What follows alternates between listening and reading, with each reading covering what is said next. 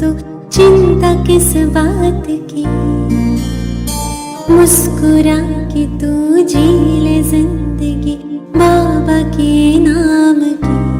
चाहे जो भी हो समस्या उनका हाथ तुम पकड़ लो, देगा साथ वो हमेशा। तुम विश्वास उन पे कर लो, वो बस इतना हमसे कहता, बच्चे मुझको याद कर लो।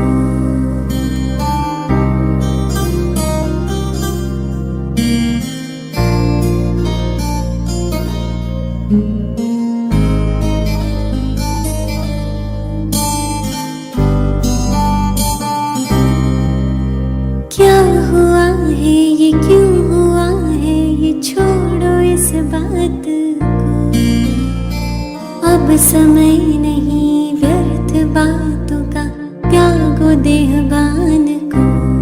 बन के ज्योति बिंदु आत्मा, परमात्मा को याद कर लो, देता वो हमें निमंत्रण।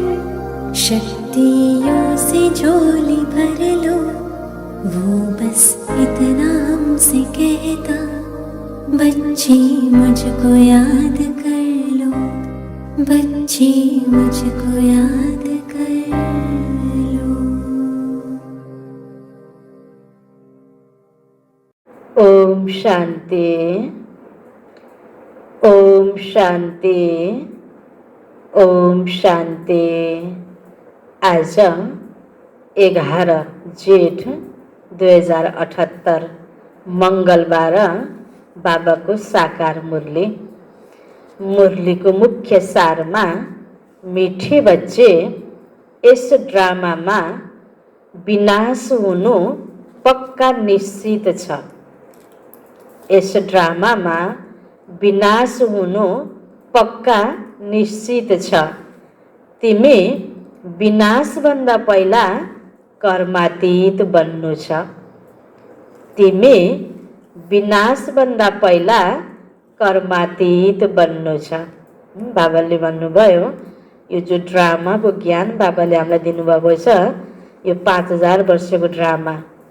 यसमा जो सत्य, त्रेता, द्वापर, कली यो 4 युगको चक्र जो घुमिरहन्छ, अहिलेको समय भनेको त हामीलाई थाहै छ, कलियुगको अन्तिम चरणमा हामी छौँ। त्यसकारण बाबाले हामीलाई आज विशेष यो कुरा याद दिलाउनु भयो कि बच्ची यो ड्रामामा यो विनाश हुनु पनि के छ, निश्चित छ। यो पक्का निश्चित छ। विनाश त हुनु नै छ। अब सत्यको त आउनु नै छ, कलियुगको विनाश त हुनु नै छ। यो त हामीले बुझेका छौँ।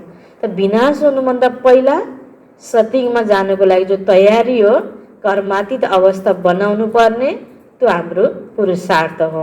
यति बेला हामीले आफूलाई कर्मातीत बनाउनको लागि पुरुषार्थ गर्छौँ र कर्मातीत बनेर बाबासँग हामी परमधाम जान्छौँ अनि हामी सत्सङ्गमा आउनुको योग्य हुन्छौँ। त्यो अधिकार लिनको लागि यति बेला कर्मातीत अवस्थालाई प्राप्त गर्नु छ। प्रश्नमा बाबाका कुन शब्दहरूको आकर्षण सम्मुखमा धेरै हुन्छ? बाबाले हामीलाई धेरै ज्ञान दिनुभएको छ। त जे बाबाले हामीलाई सुनाइरहनु भएको छ दिनहुँ, यी सबैमा बाबा भन्नुहुन्छ कुन शब्दको आकर्षण सम्मुखमा धेरै हुन्छ। सम्मुखमा बाबासँग सुनिरहँदा कुन शब्दको आकर्षणले हामीलाई प्रभाव पार्छ, हामी आकर्षित हुन्छौँ। उत्तरमा बाबा भन्नुहुन्छ, बाबाले जब भन्नुहुन्छ तिमी मेरा बच्चा हौ, स्वयं भगवानले हैन हामीलाई भनिरहनु भएको छ कि तिमी मेरा बच्चा हो। यी शब्दहरूको आकर्षण सम्मुखमा धेरै हुन्छ। सम्मुख सुन्दा धेरै राम्रो लाग्छ। मधुबनले सबै बच्चाहरूलाई आकर्षित गर्छ, किनकि यहाँ छ ईश्वरीय परिवार, यहाँ ब्राह्मणहरूको सङ्गठन छ। ब्राह्मणहरूले आपसमा ज्ञानको नै लेनदेन गर्छन्। त बाबाले भन्नुभयो यो बाबाको हामी बच्चा। जब बाबाले भन्नुहुन्छ बच्चे तिमी सबै मेरा बच्चा हो, यो सबै बाबाको बच्चाहरू, म पनि बाबाको बच्चा हैन, ऊ पनि बाबाको बच्चा। यो हाम्रो बेहदको परिवार, यो ईश्वरीय परिवार, एक आपसमा हामीले ज्ञानको लेनदेन गर्छौँ। बाबा ज्ञानको सागर, जुन ज्ञान बाबाले हामीलाई दिनुभएको छ त्यही कुरा नै हामीले आपसमा लेनदेन गर्छौँ त के हुन्छ, एकअर्कालाई राम्रो प्रभाव पर्छ। एकअर्कासँग हामी आकर्षित हुँदै बाबासँग आकर्षित हुन्छौँ, बाबालाई याद गर्छौँ। त बाबा भन्नुहुन्छ ब्राह्मणको सङ्गठन यो सबैलाई आकर्षण गर्छ, यसले सेवा गर्छ अन्य आत्मालाई पनि। जब ब्राह्मण बच्चाले ज्ञानको नै लेनदेन गर्छ भने सबैलाई राम्रो पनि लाग्छ। नै त कहीँ कहीँ ज्ञानी त्यो आत्मा तर गलत कुराको लेनदेन गर्ने गर्यो भने अगाडि कसैले केही भन्ला नभन्ला तर मन त ओम शान्तिको भएर पनि यसले यस्तो कुरा गरिरहेको छ, ओम शान्तिको भएर पनि यो त्यति धेरै ज्ञानी योगी रहन्छ, अलि अवस्था नाजुक रहेछ भन्ने त नेगेटिभ प्रभाव त जान्छ नि। त्यस कारण बाबा भन्नुहुन्छ आकर्षणको मुख्य कुरा नै के हो त, बाबाले जुन आफ्नोपन हामीसँग राख्नुभएको छ, मेरै बच्चा हुन्। त्यस्तै हामी सबै एक एक ब्राह्मण बच्चाले पनि यो हाम्रो ईश्वरीय परिवार, एक आपसमा हामीले ज्ञानको लेनदेन गर्नु छ। त बाबालाई विश्वास छ यो ब्राह्मणको सङ्गठनमा ज्ञानको नै लेनदेन हुन्छ। त बाबाको विश्वासलाई हामीले यथार्थमा उतार्नुपर्छ। यो हामी एक एक ब्राह्मण बच्चाको कर्तव्य हो। गीत छ हमारे तीर्थ न्यारे हे, ओम शान्ति। तिमी बच्चाहरूलाई थाहा छ हामी अविनाशी यात्रा अथवा रुहानी यात्रामा गइरहेका छौँ, जुन यात्राबाट हामी फर्केर मृत्युलोकमा आउँदैनौँ। मनुष्यहरूले त यो कुरा जान्दै जानेका छैनन्। यस्तो पनि कुनै यात्रा हुन्छ जहाँबाट फर्केर आउनु नै पर्दैन। तिमी भाग्यशाली आत्माहरूलाई अहिले यो कुरा थाहा भएको छ। यो पक्का याद गर्नुपर्छ। हामी आत्माहरूले पाठ खेल्छौँ। त्यस लौकिक नाटकमा यस्तो भनिँदैन कि म आत्माले यो वस्त्र लगाएर पाठ खेले अब घर जान्छु। उनीहरूले त आफूलाई शरीर नै सम्झिन्छन्। यहाँ तिमी बच्चाहरूलाई यो ज्ञान छ कि हामी आत्मा हौँ। यो शरीर रूपी कपडा छोडेर फेरि गएर अर्को शरीर लिन्छौँ। यो 84 जन्मको पुरानो कपडा हो।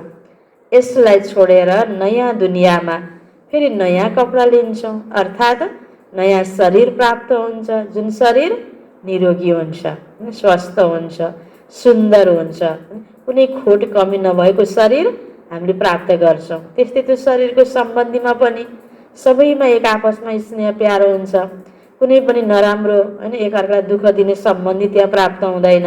र शरीरको लागि आवश्यक सबै चिज हुन्छ, कुनै कुराको कमी हुँदैन। त्यो हुन्छ सतयुगमा। त्यसैको लागि यति बेला हामीले तयारी गरिरहेका छौँ। त बाबा भन्नुहुन्छ यो ज्ञान अहिले तिमीलाई छ। यो 84 जन्म हामीले लिँदै आयौँ, अन्तिम जन्ममा छौँ। अब यो शरीर रूपी कपडालाई छोडेर हामी जान्छौँ, त्यसपछि नयाँ दुनियाँमा आउँछौँ। यी लक्ष्मी नारायणले नयाँ कपडा पहिरिएका छन् नि, तिम्रै राजधानीका हुन्। तिमीले पनि गएर यस्ता नयाँ दैवी कपडा लगाउँछौ। यहाँ त भन्छन् म निर्गुणीमा कुनै गुण छैन। बाबाले नै फेरि यस्ता गुणवान बनाउनुहुन्छ। बाबा भन्नुहुन्छ यो मेरो नै पाठ हो। बिग्रिसकेको मनुष्य आत्मालाई देवता बनाउनु, दैवी संस्कार दिनु यो बाबाको पाठ हो, कर्तव्य हो। फेरि आएर म तिमीलाई निर्विकारी बनाउँछु। यहाँ यो हो जीवन बन्द धाम, रावण राज्य। यो तिम्रो बुद्धिमा छ। हामी पतितबाट पावन, फेरि पावनबाट पतित कसरी बन्छौँ? तिमी बच्चाहरूलाई थाहा छ कलियुग छ अँध्यारो। रावण राज्यको अब अन्त्य हुन्छ, राम राज्यको पनि अब आदि हुनुपर्छ। अहिले हो सङ्गम युग। कल्पको सङ्गम युगमा बाबालाई आउनु नै पर्छ। दुनियाँले पनि बुझिरहेका छन् कि अहिले विनाशको समय हो र स्थापनाको लागि भगवान कहीँ गुप्त वेशमा हुनुहुन्छ। भक्तिमा पनि यो भावना छ। यो अति भएपछि धर्मग्लानी भएपछि होइन कलियुगको अन्तमा भगवान आउनुहुन्छ। एकातिर अनेक अवतार जो भगवानको देखाउने क्रममा पनि कल्की अवतार भनेर पनि वर्णन गरिएको छ। यसरी कुनै न कुनै रूप वा भावनामा मनुष्यले व्यक्त गरिरहेका छन्, तर यथार्थमा भगवान आइसक्नुभयो अहिले होइन। भगवानको कर्तव्य चलिरहेको छ। त यो कुरा अब हामीले बुझाइदिनुपर्छ, किनकि हामीले थाहा पायौँ नि भगवान आइसक्नुभयो। दुनियाँले पनि बुझिरहेका छन् अहिले विनाशको समय हो र स्थापनाको लागि भगवान कहीँ गुप्त वेशमा हुनुहुन्छ। अब गुप्त वेशमा त तिमी आत्माहरू पनि छौ, होइन त? भगवान आएर आज 85 वर्षबाट भगवानले यसरी पढाउँदै पढाउँदै यो सत्यको लागि देव आत्माहरू तयार गर्दै हुनुहुन्छ। यी आत्माहरू नै भोलि गएर देवता बन्ने आत्मा हुन्, सतीका देवी देवता यिनै हुन् भनेर आज कसैले पत्याउँछन्। सिधा सिधा त पत्याउँदैनन्, मान्दैनन् नि। गुप्त रूपबाट बाबाले यसरी देव आत्मा तयार गर्दै हुनुहुन्छ। त्यस कारण बाबाले भन्नुभयो अब गुप्त वेशमा त तिमी आत्माहरू पनि छौ भनिएको पनि छ नि। कलियुगको अन्तिममा घर घरै देवताहरू हिँड्छन् गरे, कसैले पनि चिन्दैनन् अरे। अब अहिले त भएको छैन त, भइरहेको छ। कलियुगको अन्तिम चरणमा भगवान आइसक्नु भएको छ। अब सतीको दिन आउँदैछ। त देवताहरूको द्वारा भगवानले आफ्नो परिचय दिइरहनु भएको छ। भगवानले हामीलाई दिनुभयो, हामीले अनेक आत्मालाई दिन्छौँ। तर सबैले यो त्यही रूपबाट विश्वास गर्दैनन्, स्वीकार्दैनन्, मान्दैनन्। यो गुप्त भेष हुने हुनाले स्पष्ट रूपबाट झगिझगाउ देवताको स्वरूपमा हिँडेको भए, होइन, भगवानको पनि त्यही रूपको चमत्कारिक रूप भएको भए त सबैले अगाडि आएर झुक्थे, मान्थे, स्वीकार्थे। गुप्त भेष हुनाले साधारण मनुष्य आत्माको द्वारा नै बाबाले यो कर्तव्य गर्नुहुँदो रहेछ। यो कुरालाई आज सबैले पत्याएका छैनन्। तर हेरौँ त अब अहिलेको परिस्थिति, होइन, वर्तमान समय कस्तो समय चलिरहेको छ। मनुष्यले पत्याउन् या नपत्याउन्, अब त एक भगवान जसको साथ पनि मनले लिने हो, स्थूलमा होइन। स्थूलमा अब कोही पनि देहधारीले, व्यक्तिले, वस्तुले, धन दौलतले, परिवारजनले एकअर्कालाई साथ दिने र समय छैन। जसको आधारमा मनुष्य आत्मा चलिरहेका छन्, जसको लागि केही गरिरहेका छन्, कसैले साथ दिनेवाला छैन। भगवान साथी हो, त्यो पनि राम्रो चिन्तन भएको व्यक्तिले अनुभूति गर्न सक्छ। नेगेटिभिटी भरिएको धमिलो मनमा फेरि यो स्पष्ट रूपबाट भगवानको अनुभूति गर्न सकिन्न। सङ्लो पानीमा पानीभित्रको चिज देखिए जस्तै राम्रो चिन्तनमा नै भगवानको अनुभूति हुन्छ। यो नेगेटिभिटी मिक्स भएको चिन्तनमा भगवानको साथको अनुभूति पनि हुँदैन। अनि हाय भगवान, भगवानले पनि यस्तो हेरेन, दुःख दियो, यो गर्यो, त्यो गर्यो।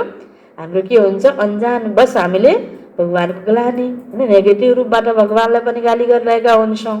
यथार्थमा निश्चिन्त भएर भगवान भरोसा जहाँ हामीले गर्छौँ त्यहाँ हामीलाई जरुर साथको अनुभूति हुन्छ। भगवानको मद्दत भनेको, भगवानले हामीलाई दिने मद्दत भनेको गुप्त रूपबाट हुन्छ, होइन। त्यस कारण बाबा भन्नुहुन्छ अब गुप्त भेषहरूमा त तिमी आत्माहरू पनि छौ। आत्मा अलग छ, शरीर अलग छ। यो तिम्रो मनुष्य चोला गुप्त वेश हो। बाबा पनि यसमा आउनुपर्छ। तिम्रो शरीरको नाम हुन्छ, उहाँको त शरीर छैन। त्यसकारण त शिव बाबा, होइन, आफ्नो शरीर नहुनाले ब्रह्म बाबाको तनमा आउनुभयो नि ज्ञान दिनको लागि। तिमी पनि आत्मा हौ, उहाँ पनि आत्मा हुनुहुन्छ। आत्माको आत्माका साथ अहिले मोह भएको छ, गायन पनि छ। अरू सङ्गत तोडेर हजुरसँग जोड्छु। यो भक्तिमा हामीले प्रार्थना गर्दा भन्ने गरेको कुरा। भगवान आउनुभयो, अब हामीले जोड्नु पर्यो, होइन, जोडिरहेका छौँ। जसरी हजुर मोहजित हुनुहुन्छ त्यसरी हामी पनि बन्छौँ। बाबा धेरै मोहजित हुनुहुन्छ। कति धेरै बच्चाहरू छन् जो काम चितामा बसेर जलिसकेका छन्। परमपिता परमात्मा आउनु नै हुन्छ पुरानो दुनियाँको विनाश गराउन। फेरि मोह कसरी हुन्छ? पतितहरूको विनाश भएपछि मात्र शान्तिको राज्य हुन्छ। यस समयमा सुख त कसैलाई पनि छैन। यो दुनियाँमा हामीले झट्ट हेर्दाखेरि अरूलाई कति धनी, सुखी, राम्रो हाँसेर हिँडिरहेको देखिएको छ। एउटाले अर्कोलाई त्यो देखेको छ, अर्कोले अर्कोलाई देखेको छ। अनि जब सम्बन्ध जुड्दै जान्छ, मेलमिलाप हुन्छ, गफगाफ गर्दै गएपछि जब एक अर्काले दिलका कुरा खोल्दै जान्छन् नि, त्यहाँ सुख कसैलाई पनि छैन। ए यस्तो पो रहेछ, हेर्दा त झट्ट हेर्दा सुखी छ, धनी छ, उच्च पदवाला छ, तर बिचारा आज सुख कसैलाई पनि छैन। सुख भन्ने कुरा यसरी पदमा छैन, धन दौलतमा छैन, सखी सम्बन्धीसँग छैन, बाहिर कोही, होइन, सुख सुविधामा हिँडेर गाडीमा घुमेर महलमा बसेर मात्र सुख होइन। त्यो सुख सुविधाको साधन अवश्य छ, तर त्यसबाट जो आनन्द लिनुपर्ने त्यस्तो प्रकारको सुख त आज कसैलाई पनि छैन। यो यथार्थ कुरा हो। अहिलेको यो कलियुगको समयमा सबै तमोप्रधान दुखी बनेका छन्। यो हो नै पतित दुनिया। शिव बाबाले नै आएर स्वर्गको स्थापना गर्नुहुन्छ, जसको नाम शिवालय राखिएको छ। शिव बाबाले देवताहरूको राजधानी स्थापना गर्नुभयो। त्यो हो चैतन्य शिवालय। त्यो शिवालय जसमा शिवको चित्र छ, त्यो त जड भयो। अहिले तिमीले बुझिसकेका छौ शिवालय भनेको के रहेछ। शिवको मूर्ति राखेको ठाउँ होइन, शिव बस्ने ठाउँ, नभए शिव बाबाले स्थापना गरेको त्यो राज्य जहाँ लक्ष्मी नारायणको राज्य हुन्छ। तिमीले बुझिसकेका छौ लक्ष्मी नारायण अवश्य स्वर्गका मालिक थिए, पूज्य थिए, अब फेरि पूज्य बनिरहेका छन्। तिमीलाई अहिले ज्ञान छ। तिमी लक्ष्मी नारायणको मन्दिरमा गएर उनलाई ढोग्दैनौ, तिमी त उनको राजधानीमा चैतन्यमा जान्छौ। लक्ष्मी नारायणलाई ढोग्नुको बजाय हो यिनीहरू यति राम्रा, त्यो गुण मैले आफूमा धारण गर्नुपर्छ, म पनि लक्ष्मी नारायण जस्तै बन्नुपर्छ भन्ने सोच बाबाले दिनुभएको छ नि। यहाँ ढोगेर मात्र केही हुँदैन, त्यस्तो बन्नुपर्छ। जसलाई को प्रति हाम्रो आस्था जाग्छ नि, बाहिर त नमस्ते गरिदियौँ, बाँकी उसका कर्महरूलाई फलो गरेन भने त आफूलाई त केही पनि उन्नति भएन नि। त्यसकारण बाबाले भन्नुहुन्छ तिमीले ढोग्दैनौ, तर के गर्छौ, तिमी चैतन्यमा लक्ष्मीनारायणको राज्यमा जान्छौ। किनकि त्यो पुरुषार्थ गर्न बाबाले यहाँ जोड दिनुभएको छ नि। प्र्याक्टिकलमा त्यस्तो कर्म गर्नुपर्छ। लक्ष्मीनारायण जस्तो, देवी देवता जस्तो कर्म गर अनि बल्ल तिमीले देवी देवतालाई मानेको हुन्छ भनेर बाबाले त हामीलाई यो कुरा, यो विधि बताउनु भएको छ। यहाँ जानेका छौ हामी पहिला देवता थियौँ, अहिले छैनौँ, फेरि बन्नुपर्छ। जो बितेर गएका छन् उनका चित्र बन्छन्। लक्ष्मी नारायणका मन्दिर सबैभन्दा धेरै बिडलाले बनाउँछन्, त्यसैले उनको पनि सेवा गर्नुपर्छ। उसलाई पनि ज्ञान त दिनु पर्यो नि, होइन, सेवा गर्ने। बाबाले भन्नुभयो लक्ष्मीनारायणको चित्र विचार कति धेरै उसले मन्दिर बनाइरहेको छ। लक्ष्मीनारायण को थिए, कस्तो पुरुषार्थ गर्यो भने लक्ष्मीनारायणको राज्यमा जान सकिन्छ त, यो कुरा त बुझाइदिनु पर्यो नि। उसको पनि सेवा गर्नुपर्छ। बाबा भन्नुहुन्छ तपाईँले यो जुन लक्ष्मीनारायणको मन्दिर बनाउनुहुन्छ, हामी तपाईँलाई उहाँको 84 जन्मको जीवनी सुनाउँछौँ। युक्तिले यो सौगात दिनुपर्छ। बाबाले सेवाको युक्ति त बताउनुहुन्छ। माताले गएर भनुन् तपाईँले उहाँको मन्दिर त बनाउनुहुन्छ, तर उहाँको जीवनीलाई त जान्नुहुन्न। हामीले जानेका छौँ र बताउन सक्छौँ। सम्झाउने धेरै रसिलो हुनुपर्छ। बाबाले पनि बसेर सम्झाउनुहुन्छ नि। बाबा भन्नुहुन्छ यदि छुट्टी मिल्दैन भने घरमा बसेर पनि याद गर। यो त जानेका छौ हामी शिव बाबाका सन्तान हौँ। मुरली त मिल्छ होइन, अहिले त होइन हात हातमा मुरली सबैलाई प्राप्त भइरहेको छ। पहिला पहिला त साकारमा बाबाले मधुवनमा मुरली चलाउनुहुन्थ्यो, प्रिन्ट हुन्थ्यो, केही समयपछि सेन्टरमा आइपुग्थ्यो। मुरली पनि डेली सबैलाई पाउन मुस्किलको अवस्था थियो। अब अहिले त होइन बाबाले भन्नुहुन्छ तिमीले जहाँ बसेर पनि जहाँ गए पनि त्यही मुरली पनि बच्चाहरूले यदि चाहन्छ भने हरेकलाई प्रिन्ट धेरै गरेर सबै बच्चाहरूले हातमा मुरली लिएर जान सक्थ्यो। कहीँ पनि छुट्टी मिल्दैन भने जहाँ बसेर पनि, सेन्टरमा आउने छुट्टी छैन भने पनि मुरली लिएर गएर जहाँ गरे पनि पढ्न सकिने बेला थियो। अब अहिले अझ त्यो पनि आवश्यक छैन। आज नेटले सबै ठाउँमा खुला खुला आज हामीले मुरली सुन्न पाइरहेका छौँ। विभिन्न प्रकारको अनुभव सँगाल्ने अवसर हामीले यति बेला पाइरहेका छौँ होइन। एउटा ठाउँमा होइन एउटै बाबाको मुरली पनि एक ठाउँमा, अर्को ठाउँमा सबै बच्चाहरूले अलग अलग आफ्नो हिसाबले अनुभवको आधारमा एक्स्ट्रा सम्झाएर सुनाइरहँदाखेरि कति धेरै हामीले खजानाहरू प्राप्त गर्ने अवसर अहिले पाइएको छ। मुरली त मिल्छ, यस्तो होइन कि यहाँ आउनाले यादको यात्रा राम्रो हुन्छ, घरमा बस्दा यादको यात्रा कम हुन्छ। झरी बादल आउँछ रिफ्रेस हुनको लागि, तिमी पनि आउँछौ रिफ्रेस हुन। बाबाको पासमा सम्मुख जाऊ। आत्मालाई ज्ञान छ, सम्मुख सुन्दा राम्रो लाग्छ होइन। मधुवनमा जाँदा अझै राम्रो लाग्छ, सेन्टरमा आउँदा अझै राम्रो लाग्छ, घरमा आउँदा राम्रो लाग्दैन। तर बाबा जरुर हो त्यो रिफ्रेस हुन्छ मधुवनमा आउँदा, सङ्गठनमा मुरली सुन्दा। तर घरमा छौँ भने पनि बाबाले के भन्नुहुन्छ, मुरली त तिमीलाई प्राप्त छ, मुरली रोज पढ, मलाई याद गर। जहाँ बसेर पनि त्यो आफ्नो कर्तव्य नियमित दिनचर्या चाहिँ हामीले मिस गर्नु हुँदैन। यो नै कि हामीलाई सेन्टरमा जाने वातावरण बन्यो त हामीले मुरली सुन्ने, अब आश्रममा जान मिलेको छैन, पाएको छैन अब भनेर फेरि बिहानमा मुरली नै नसुन्ने, योगै नबस्ने, त्यो गऱ्यौँ भने हाम्रो अवस्था खराब हुन्छ। हामी सेन्टरमा जान पाए पनि नपाए पनि, मधुबन जान पाए पनि नपाए पनि, हामी जहाँ छौँ आफ्नो घरमा बस्दा पनि हामी एक एक बाबाको बच्चा, जसले हामीले आफूलाई ब्रह्मकुमार कुमारी सम्झिन्छौँ, ओम शान्तिको सम्झिन्छौँ, ज्ञानी योगी आत्मा सम्झिन्छौँ, म बाबाको बच्चा हुँ भनेर सम्झिरहेका छौँ भने हामी सबैको पहिलो कर्तव्य नियम के हो त?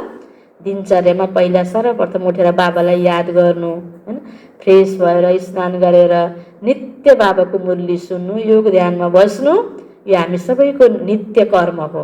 यो हामीले बुझ्नुपर्छ र यसलाई एक दिन पनि हामीले मिस गर्नु हुँदैन।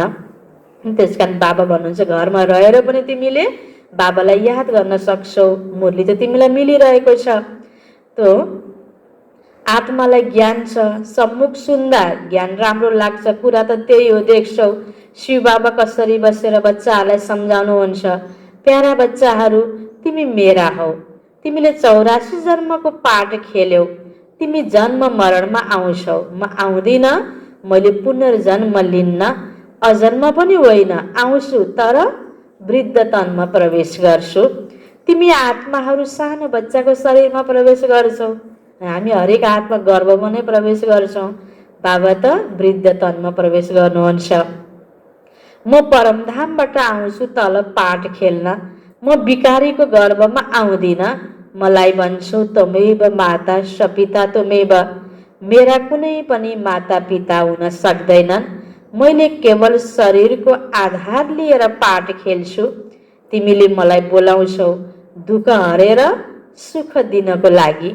अहिले सम्मुखमा आएको छु, आत्माहरूसँग कुरा गरिरहेको छु, यहाँ त सबै ब्राह्मण नै छौ, यो मुरली सुनिरहने तिमी बच्चाहरू होइन सबै ब्राह्मण नै हो। मधुबनमा त्यति बेला बाबाले साकारमा मुरली चलाइरहँदा त मधुबन जानको लागि त पक्का ब्राह्मण बच्चालाई मात्रै छुट्टी छ नि बाबा मिलनमा जानको लागि त बाबा भन्नुहुन्छ त्यति बेला यहाँ त ब्राह्मण नै छौ, त अहिले यति बेला पनि हामी सबै बाबाको ब्राह्मण बच्चाले नै यो रुचिपूर्वक यो मुरली सुनिरहेको हुन्छ नि, जसले ज्ञान बुझेको छ, आफूलाई ब्राह्मण स्वीकारेको छ, उसैलाई यो मुरलीमा इन्ट्रेस्ट हुन्छ, उसले रोज बाबाको मुरली सुन्छ।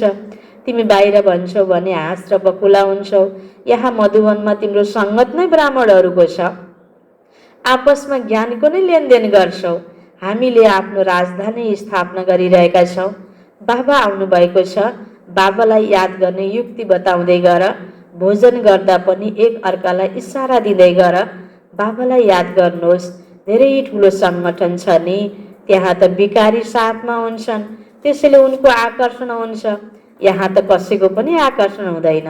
बाबाको बच्चाहरूको सङ्गठनमा योद्धा योद्धाको साथमा रहन्छन्, तिम्रो कुटुम्ब हो यो, बुद्धिमा यही रहन्छ, जो कोही मिल्यो भने, जो कोहीसँग भेट भयो भने उनलाई बाबाको परिचय देऊ, भन भगवानलाई याद गर्नुहोस्, दुई पिता छन् नि, लौकिक पिता भएर पनि भगवानलाई याद गरिन्छ नि, उनी लौकिक पिता हुन्, लौकिक पितालाई परम पिता भनिँदैन, उहाँ हुनुहुन्छ पारलौकिक बाबा, आत्माको पिता होइन, पिताको पनि पिता होइन, हजुरबा होइन, जति पनि जिजुबा सबैको पिताको सबको पिता होइन, पितामह त बाबा भन्नुहुन्छ सबैको पारलौकिक पिता, आत्माको पिता, उहाँलाई नै परम पिता भनिन्छ।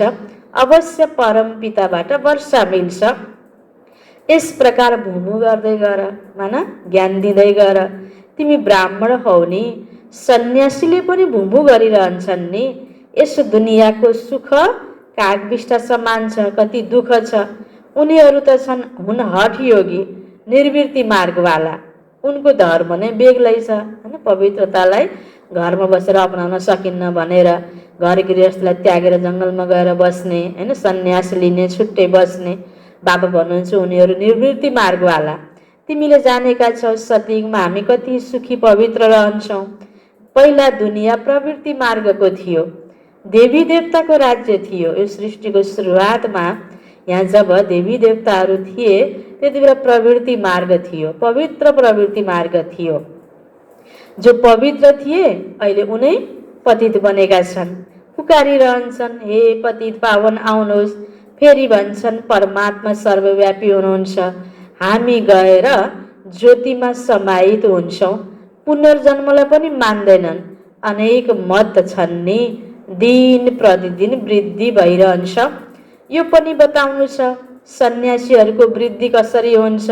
नागा सन्यासीहरूको पनि वृद्धि हुन्छ। जसको जुन धर्म छ त्यसमा नै रहनाले फेरि अन्तमति सुगति हुन्छ। जुन कुरा स्वीकार्यो, जुन कुरा चिन्तन गर्यो, जुन कुराको फलो गर्यो, फेरि शरीर छुटेपछि त्यही सङ्गठनमा नै पुनर्जन्म लिने हो। हरेक आत्माले अन्तमति सुगति।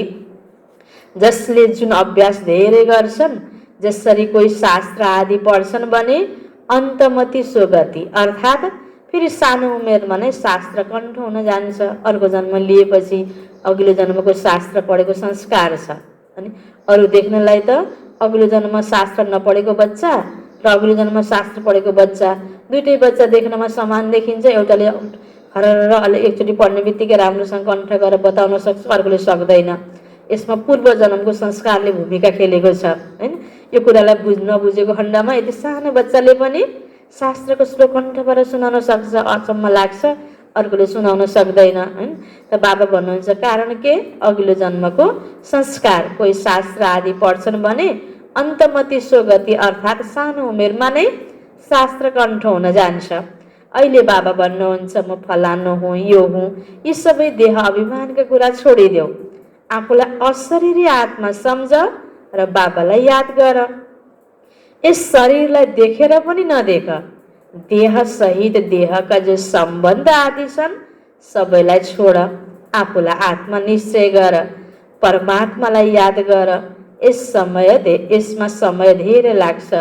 मायाले यादै गर्न दिँदैन, नत्र वानप्रस्थीको लागि त धेरै सहज छ नि। बाबा स्वयं भन्नुहुन्छ अहिले तिमी साना ठुला सबैको वानप्रस्थ अवस्था हो। एकातर्फ विनाश पनि भइरहन्छ, अर्कोतर्फ जन्म पनि लिइरहन्छन्। पुनर्जन्म लिनु छ भने आउँछन्, बच्चाहरू पनि पैदा हुन्छन्, फेरि विनाश पनि हुन्छ। यो त तिमीलाई थाहा छ। कोही गर्भमा हुन्छन्, कोही कहाँ, तर सबै खतम हुन्छन् समय आएपछि। सबैले आफ्नो हिसाब चुक्ता गरेर फर्किन्छन्। हिसाब किताब रहेको छ भने राम्रोसँग सजाय खानुपर्ने हुन्छ, फेरि त्यो पनि कम हुन्छ। यस्तो होइन कि योगमा पनि बस अनि पाप पनि गर्दै गर। अब भरेको भरै छ माथिबाट, माने योग गरिरहेको छ, भरिरहेको छ शक्ति, अनि पाप कर्म गर्दै गएको छ, गल्ती गर्दै गएको छ भने फेरि तलबाट चुहिरहेको छ नि, लिकेज। बाबाले भन्नुभयो नि विवाह आइतबारको जो मुरलीमा, अव्यक्त मुरलीमा लिकेज पनि भइरहेछ त क्या फाइदा? योग पनि गर्दै गर, अर्कोतिर पाप पनि गर्दै गर। त योगले त योग गरेर पनि फलानालाई यस्तो भयो भनिन्छ नि, उसले लिकेज भयो, कमाएको जति चुहिएर गयो, व्यर्थमा खेर गयो, फजुल खर्च भयो भने त फेरि प्राप्तिकै पनि भएन। कति बच्चाहरू एकातर्फ चाट पनि लेखिरहन्छन्, फेरि भन्छन् मायाले कालो मुख पारिदियो। दोष लाउन त सजिलो छ नि, मायाले गरिदिएको, तर आफूले पनि त अटेन्सन दिनुपर्छ। मायाले हराइदियो भने कच्चा नै भनिन्छ। त्यसैले बाबाले सम्झाउनुहुन्छ तिमीले यस्तो सम्झ, हामी केही दिनको लागि यहाँ छौँ, फेरि गइहाल्छौँ। यी सबैको विनाश भइरहेको छ। केही दिनको मेहमान हौ हैन, बाँकी त आउने जाने छोड्ने यो त क्रम चलिरहन्छ नि। यही नै सब कुछ हो भन्यो भने त्यहाँनिर फेरि हृदय विदीर्ण हुन्छ, दुःख लाग्छ, आत्तिन्छौँ, घबरान्छौँ। यो दुनियाँको सारा सिन देख्दाखेरि, भए सिन देख्दा आए यस्तो के भयो, नहुनु पर्ने। तर बाबाले त यथार्थमा हामीलाई कति एकदम मजबुत हुने सोच पहिल्यैबाटै जानकारी दिनुभयो नि, ज्ञान दिनुभयो नि। अब कोही गर्भमा होला, कोही भर्खर जन्मेको बच्चा होला, कोही पढ्दै होला, कसैको अब दुनियाँमा त भर्खर बिहा गर्न लागेको होला, कोही के गर्न लागेको होला। जे गर्न लागे पनि समय आएपछि त आयो। विनाशको समय आएपछि आयो त निश्चित छ, हुनु नै छ, विनाश हुनु पक्का नै छ। बाबा भन्नुहुन्छ त्यस कारणले आफूलाई के सम्झिने? मेहमान सम्झियो भने त अल्लिछिन म यो घरमा बस्न आएको हो नि, छोडेर जाऊ भनेर जानु पर्यो भने त त्यहाँ दुःख लाग्ने कुरै भएन नि। त्यस कारणले यो सिनलाई पनि साक्षी भएर हामीले हेर्ने अवस्था हाम्रो बनाउन सक्नुपर्छ। किन भयो? भयो त भयो, हाम्रो हातमा छैन नि त्यो। त्यसको प्रश्न गर्ने समय नै छैन। अब त्यसलाई एक्सेप्ट गरेर अगाडिको समाधानको लागि के गर्ने त्यो समय छ नि। अब अहिलेको समय भनेको त किन भयो हैन त? बाबा भन्नुहुन्छ यी सबैको विनाश भइरहेको छ। तिमीले आफूलाई यस्तो सम्झ कि म केही दिनको लागि मेहमान हो, फेरि गइहाल्छु। बाबा भन्नुहुन्छ मलाई याद गर्यो भने विकर्म विनाश हुन्छ। अब अरू केही कुरा हामीले प्रश्न धेरै गरेर हाय हाय भनेर एकअर्कालाई दोषारोपण गरेर उसले गर्दा यस्तो भएको भनेर अब त्यो कोही समाधान हुनेवाला छैन। अहिलेको समाधान भनेको विभिन्न प्रकारको यो सिन देखेर हामी जो आत्तिने विपरीत परिस्थितिको लागि बाबा भन्नुहुन्छ के हो त, आफूभित्रको विकर्म विनाश गर्नलाई र परिस्थितिसँग जुझ्नको लागि, निश्चिन्त हुनको लागि, शान्त हुनको लागि, धैर्य हुनको लागि बस एउटै उपाय हो भगवानको याद, बाबाको याद। आफ्नो पुरानो विकर्म पनि विनाश होस्, अगाडि पनि हामीले श्रेष्ठ कर्म गर्न सकौँ, हाम्रो चिन्तन श्रेष्ठ होस्। त्यसको लागि नै बाबा बुझाइरहनु भएको छ। आफ्नो चाडलाई पनि हेर्दै गर, मैले कतिलाई मार्ग बताइरहेको छु र पुरुषार्थ गराइरहेको छु। तन मन धनबाट रुहानी सेवामा मद्दतगार बन्नुपर्छ। एक त बाबालाई याद गर्नुपर्छ, अर्को बाबाले के भन्नुभयो, हामीसँग जो तन छ, मन छ, धन छ त्यो पनि सेवामा लाग्नुपर्छ। भन्छन् मनलाई अमन गर्न सक्दैनौँ, आत्मा त छ नै शान्त। हामी आत्मा आफ्नो परमधाममा गएर बस्छौँ, कुनै पनि दुनियाँको सङ्कल्प आउँदैन। यस्तो होइन कि आँखा बन्द गरेर अचेत हुनु छ। यहाँ जो बाबाले हामीलाई योग सिकाउनु भएको छ, नित्य हामीले जो योगको अभ्यास यहाँ गर्छौँ, यो विधिमा चिन्तनको विधि त धेरै गहिरो छ होइन। यसमा बाहिरबाट पनि हाम्रो जो बैठकमा होइन, अब हामीले जो योग गर्छौँ यति बेला बाबाले हामीलाई विधि के सिकाउनु पर्छ, आँखा खुला राखेर योग गर, आँखा बन्द गरेर अचेत भएर हामीले योग गर्ने होइन होइन। बाबाले भन्नु पनि यस्तो होइन कि आँखा बन्द गरेर अचेत हुनु छ। यस्तो त धेरैले सिक्छन् पनि, 10-15 दिन पनि अचेत हुन्छन्, यति समयपछि जाग्छु यो अभ्यास गर्छन्। जसरी टाइम बम हुन्छ त्यसको पनि टाइम हुन्छ, यो यति घन्टापछि फुट्छ, यति घन्टा गहिरिएर यसरी योग गर्ने। अन्त बाबा भन्नुहुन्छ यो त निरन्तर नित्य जीवनभरि 24 घन्टा याद गर्ने कुरा हुनाले त्यो फिक्स समयको लागि टाइम बम जस्तो फिक्स समयमा हामीले गहिरिएर योग गर्ने, फेरि अघि पछि त दुनियाँको प्रभावमा आउने त होइन नि।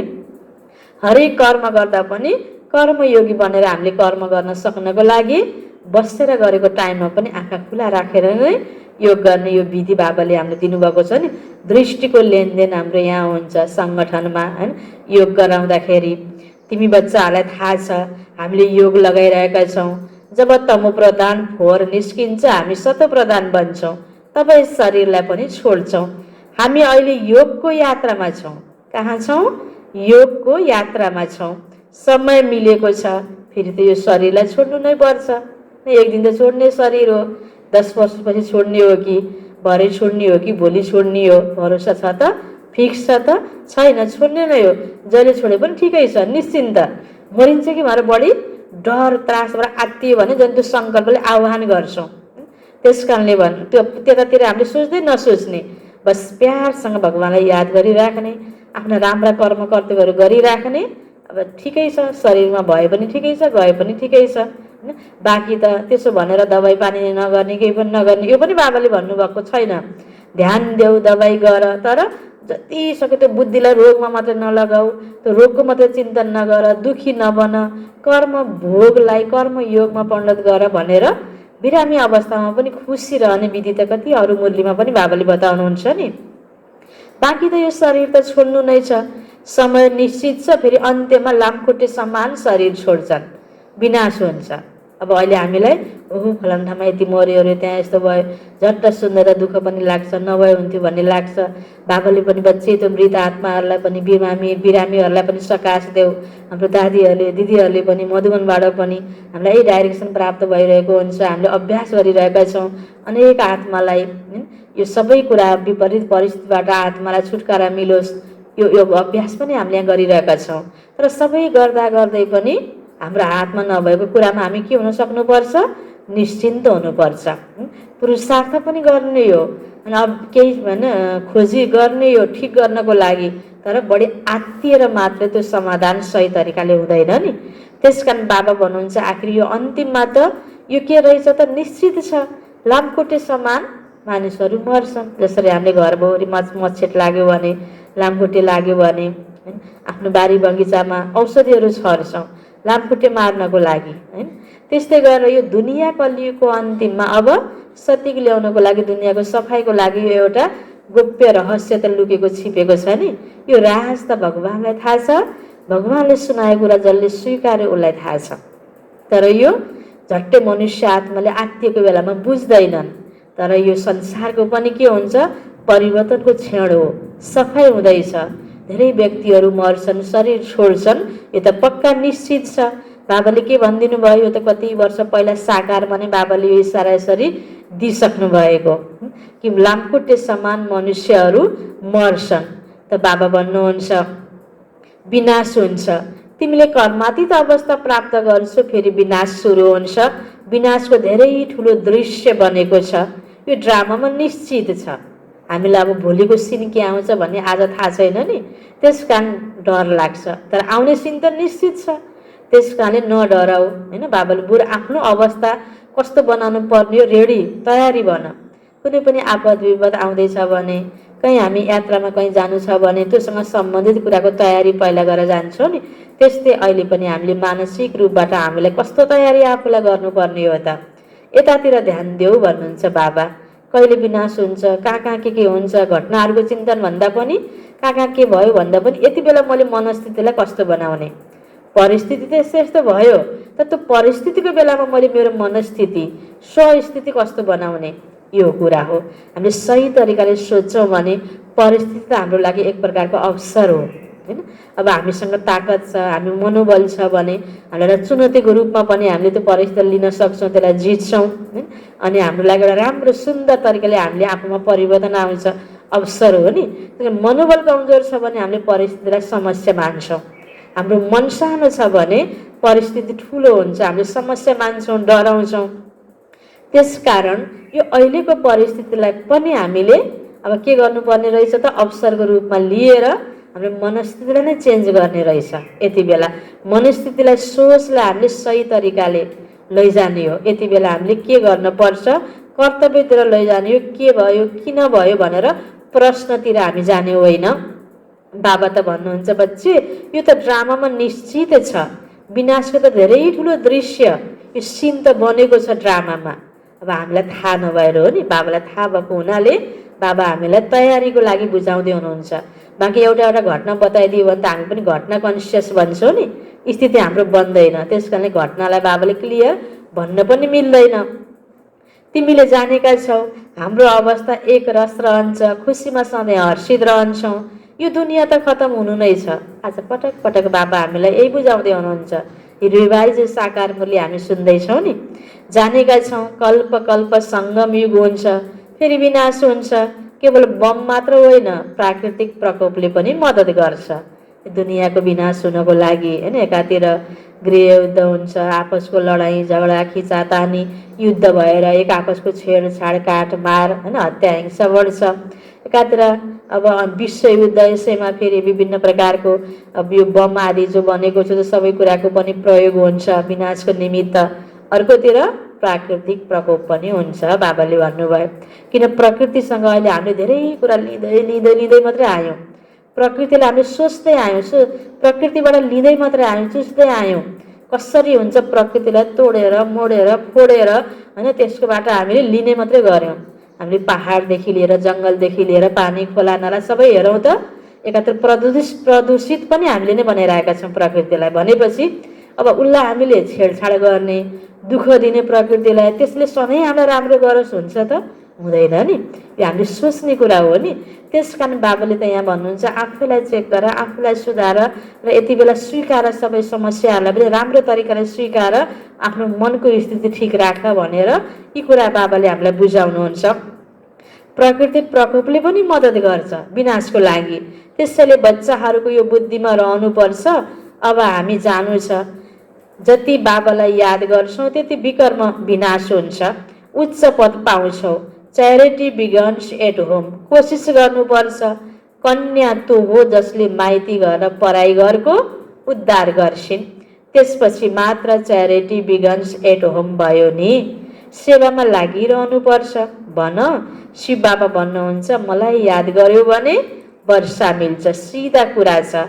म अल्फलाई याद गर्यो भने स्वर्गको वर्षा तिम्रै हुन्छ। विश्वको मालिक तिमी बन्छौ। अब वर्षा पाउनु छ भने मलाई याद गर। बच्चाहरूको कर्तव्य हो यो सन्देश दिनु। पहिला पनि दिएका थियौ, 5000 वर्ष पहिला पनि त यो कर्तव्य भएको थियो नि।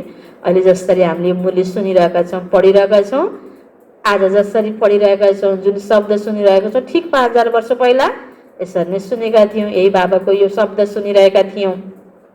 बताउनु छ विनाश सामुन्नेमा खडा छ, कलियुग पछि सतयुग आउँछ। बाबाले नै आएर वर्षा दिनुहुन्छ, रावणले नरकवासी बनाउँछ। बाबा आएर स्वर्गवासी बनाउनुहुन्छ। कथा यहीँको हो, सबैलाई बिउजाउनु छ। आज जो जो अज्ञानको निन्द्रामा सुतेका व्यक्तिहरू छन्, आफूलाई होइन यस्तो फलानु ठुलवाला, फलानु जातवाला, फलानु नामवाला, पोस्टवाला, होइन हृष्टपुष्ट, अब सुन्दर, जुन जुन तरिकाले जे होइन जो आफ्नो प्राप्तिको हिसाबले बसिरहेका मनुष्य आत्मा छन्, बिचारा सबैलाई अज्ञानको निन्द्राबाट अब बिउजाउनु छ। पहिला शिवको मन्दिरमा गएर सम्झाउनु छ।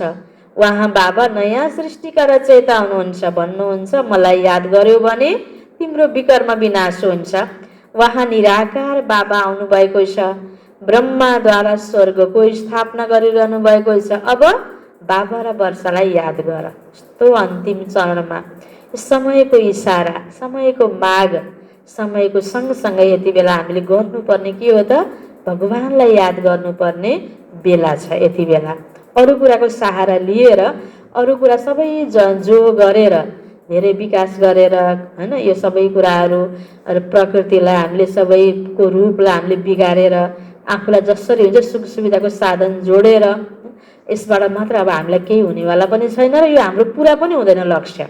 यस्तो प्रकारको समय अहिले चलेको छ। अब कसरी हुन्छ भगवानलाई याद गर्ने, यसैमा हामी रमाउने, खुसी हुने अब समय छ। त्यसकारण बाबा भन्नुहुन्छ बच्चे अब त बाबा र वर्षालाई याद गर। तिम्रो 84 जन्म पुरा भयो। अब त्यो संसार छोडेर घर फर्किने सबै मनुष्य आत्माको बेला भएको छ। चाहे देवात्मा हो, चाहे धर्मपिताहरू हो, चाहे राजनेताहरू हो, कुनै पनि क्षेत्रमा कार्यरत सबै व्यक्ति, बाल बच्चा होइन युवा वृद्ध सबैको अब घर फर्किने बेला भएको छ। त्यही भएर त अघि भर्खर बाबाले मुरली पहिला भन्नुभयो नि, कोही गर्भमा छ भने पनि अब त्यहाँ मर्नु छ, विनाश हुनुहुन्छ नि, हुन्छै हुन्छ। त्यो निश्चित छ, फिक्स छ। त्यस कारण हामीले कसैलाई त बल्ल बल्ल यसो गरेर बचायौँ भनिन्छ, यसो गरेर उसलाई बचाउन सकिएन भने जस्तो लाग्छ नि। त्यो हाम्रो प्रयत्न, पुरुषार्थ, हाम्रो सेवा भावना ठिक हो। तर यदि बच्नै छैन भने हामी लाखौँ प्रयास गरे पनि बच्दैन। त्यसकारण अब बस्ने भए बच्च के अरे भनेर फेरि पहिला लापरवाही गरेर छोड्न चाहिँ मिल्दैन। ड्रामामा पहिला बाबाले पुरुषार्थ फर्स्ट भन्नुभएको छ। पुरुषार्थ गर्ने हो लागि पुगेसम्म, सकेसम्म। तर पुरुषार्थ गर्दा भएन भने आफ्नो हातमा नभएको कुरालाई भगवानको नाममा अर्पण गरेर निश्चिन्त भएर बस्ने हो। हामी दुखी चाहिँ हुने होइन। यसरी बाबाले हामीलाई बुझाउनुहुन्छ। ड्रामाको ज्ञान पनि हुन्छ नि, भाग्यलाई पनि बाबाले भाग्यभन्दा पहिला कर्म भन्नुहुन्छ। भाग्यमा जे छ के अरे भनेर भनिन्छ नि, डोकामा दुध दोहेर आउँछ र भनिन्छ नि। पहिला हामीले अलिकता आफ्नो तर्फबाट ध्यान दिने, पुरुषार्थ गर्न त गर्नुपर्छ। भएन भने आत्तिएर मात्रै हुँदैन। जुन आत्तिएको भाइब्रेसन एकअर्कामा फैलायो भने झन् त्यसले नेगेटिभ असर हुन्छ। त्यस कारणले राम्रो कुरा हामीले सेयर गर्ने हो, राम्रो कुरा सबैलाई बताउने हो। त्यस कारण बाबा भन्नुहुन्छ तिमीले यही बताऊ, यही सेवा गर कि अब भगवानलाई याद गर, वर्षाको प्राप्ति हुन्छ। तिम्रो 84 जन्म पुरा भयो। अब हामीले तपाईँलाई बताउँछौँ, यसरी बताऊ। बाबाले सेवा गर्नलाई सिकाउनु भएको छ। अब मान्नुहोस् नमान्नुहोस् तपाईँको मर्जी, यसरी बताऊ भन्नुभयो बाबाले। किन? राम्रो कुरा हो, सत्य कुरा म सिद्ध गरेर उसलाई बुझाएरै छोड्छु भन्दा पनि उसले कुन दृष्टिले होइन कुन भावनाले सुनिरहेको छ, उसले बुझ्ने प्रयासै गरेको छैन भने हामीले जबरजस्ती बुझाउन पनि सकिन्न नि। सन्देश दिने हाम्रो कर्तव्य, बताइदिने हाम्रो कर्तव्य। मान्ने नमान्ने फेरि उसको कुरा हो नि। आफ्नो हातभन्दा बाहिरको कुरालाई छोडिदिनुपर्छ। आफ्नो हातको कुरा के छ? सेवा गर्नु त हाम्रो हातको कुरा हो नि। त्यस कारण बाबा भन्नुहुन्छ तिमीले बताऊ, बाँकी मान्ने नमान्ने फेरि उसको मर्जी। कुरा त धेरै राम्रो छ। बाबा नै दुःख हर्ता सुखकर्ता हुनुहुन्छ। थोरै सम्झायो अनि अघि बढ्यो होइन। त्यसैलाई बढी बुझाउँछु भनेर होइन कि बस थोरै सम्झाऊ, अगाडि बढ। यो हो तिम्रो धन्दा। मेहनत त्यसमा केही पनि छैन, केवल मुखबाट बोल्नुपर्छ। बाबा भन्नुहुन्छ मलाई याद गर, देह अभिमानी बन, शिवका पुजारीहरूको पासमा जाऊ अनि लक्ष्मी नारायणका पुजारीहरूको पासमा जाऊ। उनीहरूलाई उनको जीवनी सुनाऊ। साकारमा यसरी बाबाले सिकाउनुहुन्थ्यो। अब अहिले त बिस्तारै बिस्तारै होइन साकारको पाठ पुरा भयो। अव्यक्तको मुरलीहरूमा बाबाको छुट्टै इसारा छन्, अव्यक्त मुरलीमा छुट्टै इसारा छ, किन समयको सँगसँगै त्यो गर्नुपर्ने कर्तव्यमा चेन्ज हुँदै आयो। अनि बाबाले साकार मुरलीमा त यसरी बाहिर धेरै ठाउँमा सेवा गर्नलाई सिकाउनु भयो। अव्यक्त मुरलीमा छुट्टै इसारा बाबाले स्थिति बनाउनको लागि सेवा दिनुभयो नि। अनि विभिन्न प्रकारको जो अव्यक्त मुरली हामीले गहिरेर अध्ययन गऱ्यो भने कसरी आफ्नो अवस्थालाई बनाउने, योग सम्बन्धित कुराहरू, स्थिति सम्बन्धित, चिन्तन सम्बन्धी कुरा हुन्छ। स्थूल बाचाको कुराहरू धेरै हुँदैन।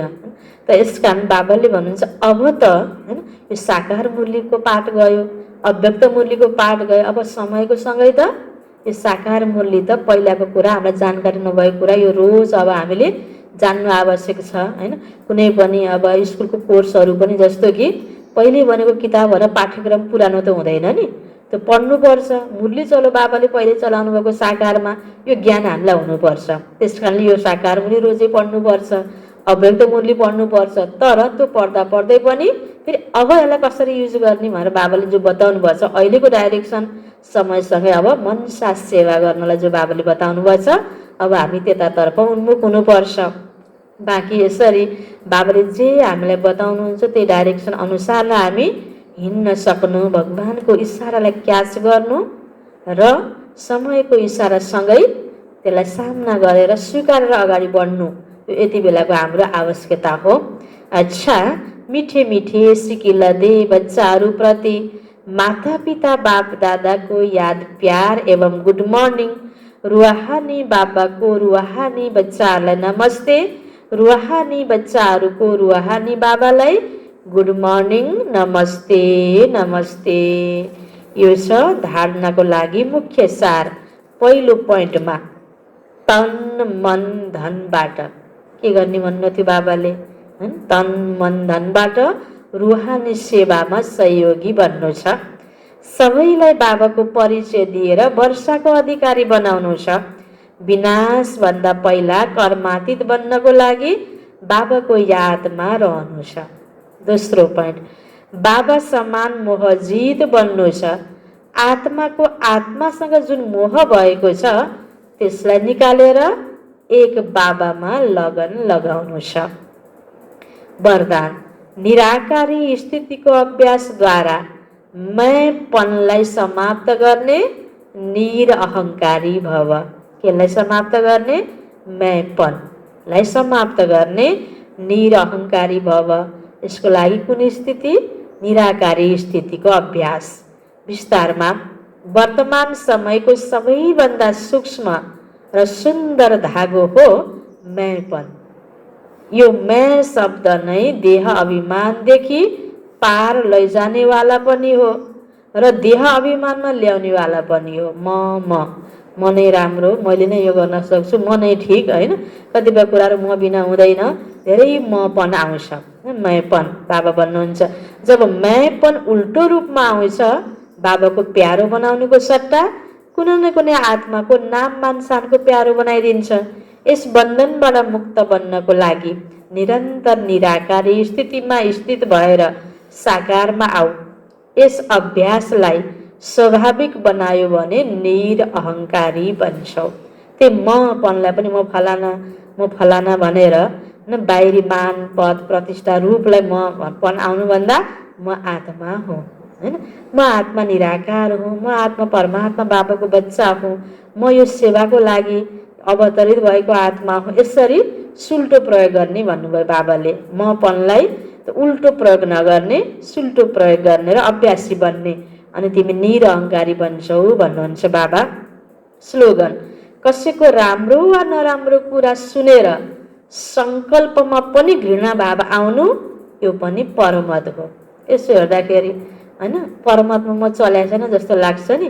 जति गहिरामा गयो बाबाको प्रत्येक मुरलीले हामीलाई यही बताउँछ कि आफूलाई नै हेर, तिमी आफू सहन गर, आफू झुक, आफू मर, आफूलाई परिवर्तन गर। यो उसले गर्दा यस्तो भएको, उसले गर्दा यस्तो भएको दोषारोपण गर्ने र अरूलाई देखाउने यो गर्नु नै हुँदैन ब्राह्मण बच्चाले। जे छ हामीले अहिले राम्रो अनुभूति गरिरहेका छौँ यो जीवनमा या नराम्रो अनुभूति गरिरहेका छौँ, राम्रो आइलागेको छ या नराम्रो आइलागेको छ, राम्रो कुरा पाइरहेका छौँ कि भनसोझो कुरा पाएका छैनौँ, यो सबैको पछाडि सूक्ष्म कारण हाम्रो आफू नै, हामी नै हो। बिउ हामीले नै रोपेको हो, पहिला बिउ रोपेको बिर्स्यौँ, अनि अहिले फल किन यस्तो भयो भएर हुन्छ त, होइन? बिउ कस्तो रोपेका थियौँ त्यस्तै त फल पाउँछौँ नि। त्यस कारण बाबा भन्नुहुन्छ अब कसैको राम्रो नराम्रो कुरा सुनेर त्यो सङ्कल्पमा पनि घृणाभाव आउँछ भने यो पनि परमत हो, कति गहिरोको कुरा। म कहाँ परमतमा चलेछु र भन्ने लाग्ने हो नि। तर यति सूक्ष्म कुरामा हामीले ध्यान दिनुपर्ने रहेछ। मनमा पनि कसैको प्रति नेगेटिभ भावना त आउँदैन आओस्, होइन? अब राम्रोको लागि पनि व्यक्तिसँग प्रभावित हुने तरिकाले पनि फलानु राम्रो फलानु नराम्रो भनेर आउनु नै भएन। सबै बाबाको बच्चा भगवान्का, सबैको लागि गर्नुपर्ने कर्म कर्तव्य समान रूपले हाम्रो सबैको प्रति भावना राम्रो आउनु पर्यो। त्यस कारण किनकि बाबाको श्रीमतै यो छ नि त, श्रीमतको विरुद्ध भावना आइदिएपछि त परमत भयो नि। यसरी बाबा बुझाउँदै हुनुहुन्छ। मुरलीको सारमा थियो, मिठे बच्चे यस ड्रामामा विनाश हुनु पक्का निश्चित छ। तिमी विनाशभन्दा पहिला कर्मातीत बन्नु छ। प्रश्न उत्तरमा थियो, बाबाका कुन शब्दहरूको आकर्षण सम्मुखमा धेरै हुन्छ? बाबाले जब भन्नुहुन्छ तिमी मेरा बच्चा हौ, यी शब्दहरूको आकर्षण सम्मुखमा धेरै हुन्छ। सम्मुख सुन्दा धेरै राम्रो लाग्छ। मधुवनले सबै बच्चालाई आकर्षित गर्छ किनकि यहाँ छ ईश्वरीय परिवार, यहाँ ब्राह्मणहरूको सङ्गठन छ। ब्राह्मणहरूले आपसमा ज्ञानको नै लेनदेन गर्छन्। त्यस कारणले मधुवन जाँदा सबैलाई राम्रो लाग्ने हो, किन त्यहाँनिर ज्ञान गुणको मात्रै कुरा हुन्छ। आश्रममा आउँदा पनि राम्रो किन लाग्छ? यहाँ ज्ञान गुणको कुरा हुन्छ, चिन्तन हुन्छ, सधैँ बाबाको मुरली हुन्छ। अनि हामीलाई घरमा त्यो अनुभूति किन नहुने हो? सबै त्यहाँ ज्ञानी नहुँदाखेरि ज्ञान गुणको मात्रै कुरा हुँदैन नि, अन्य कुराको पनि लेनदेन हुन्छ। यो भाइब्रेसनमा कस्तो कुरा छरिएको छ, त्यो भाइब्रेसनले पनि हामीलाई, त्यो भाइब्रेसनको हावा हाम्रो मनसम्म पुग्छ, त्यसले असर गर्छ मानसिक रूपबाट। त्यस कारण मधुवनमा यो आकर्षण किन हुन्छ? बाबाले भन्नुभयो त्यहाँ ईश्वरीय परिवार, ब्राह्मणको सङ्गठन र ज्ञानको लेनदेनले गर्दा सबैलाई मधुवन जाँदा खुसी हुने, राम्रो लाग्ने, होइन?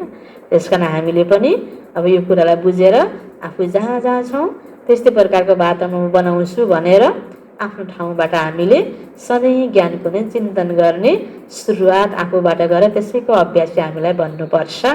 ओम शान्ति।